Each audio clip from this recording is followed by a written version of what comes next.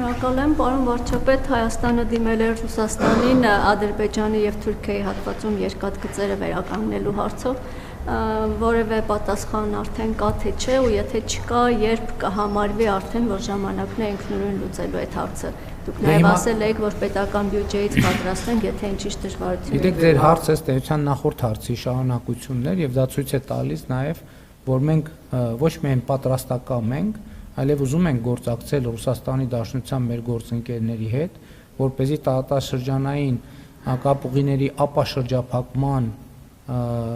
թեմայով մենք խորացնենք մեր գործակցությունը։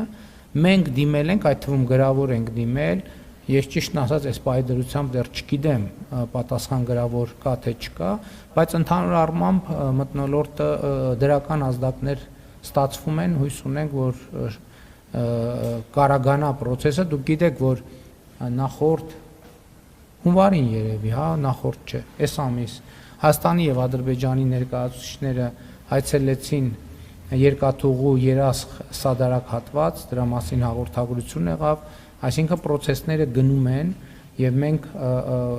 չենք կարող ուղղակի process-ները տարածաշրջանային կանգնեցնել եւ հույս ունենք, որ Ռուսաստանի Դաշնության մեր գործընկերները չեն հապաղի։ Նույնը վերաբերվում է Ախուրիկի հատվածին։ Թուրքիա։ Դե գիտեք, դրա մասին չի խոսքը, եթե ինչ-ինչ պատճառներով Ռուսաստանի մեր գործընկերները չցանկանան այդ ներդրումը իրականացնել, մենք այդ հատվածները հետ կվերցնենք եւ մենք ինքներս կանենք։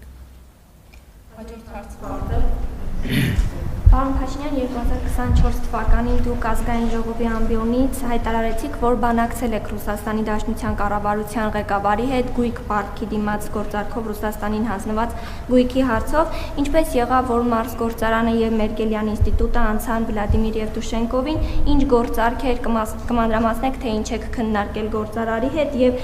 այդ գործարանը արդյոք գործելու է եւ Հայաստանը ինչ օգուտներ է ունենալու դրանցից։ Այո, ես 2024 թվականին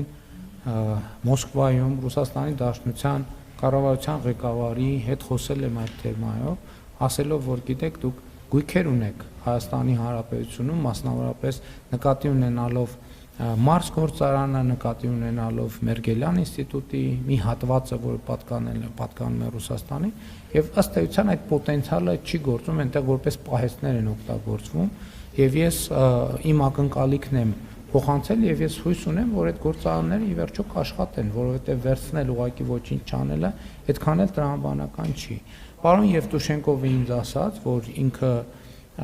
այդ ուղերձը ստացել է Ռուսաստանի Դաշնության կառավարության ղեկավարի կողմից, որպեսզի այդտեղ իրականացվի ներդրումային ծրագիր եւ մասնավորապես արտադրության ոլորտի մեծ հավանականությամբ, տեխնոլոգիական եւ այլն, եւ պարոն Եվտուշենկովը ուզում էր իմանալ իմ կարծիքը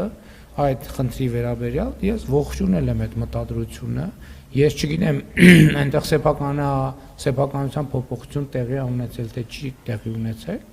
ես այդպիսի ինֆորմացիա չունեմ, բայց ամեն դեպքում դա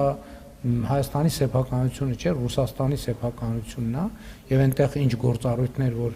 կամ ֆունկցիաներ ունի կամ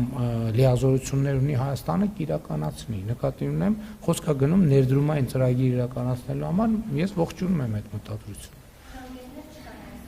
Հիմա մենք պայմանավորվել ենք հետեւյալը, որ իրենք ներդրումային ծրագիրը կներկայացնեն, իրենք իհարկե նաև որոշակի ակնկալիքներ ունեն կառավարությունից, ես ասել եմ, որ այդ ակնկալիքներին մենք կարձագանքենք, երբ որ ներդրումային կոնկրետ ծրագիր ունենանք եւ կախված նրան բովանդակությունից, ծավալներից կտեսնենք, թե կառավարությունը ինչպես եւ ինչով կարող է աջակցել։ Հաջորդ հարցը Շնորհակալություն, պարոն վարչապետ,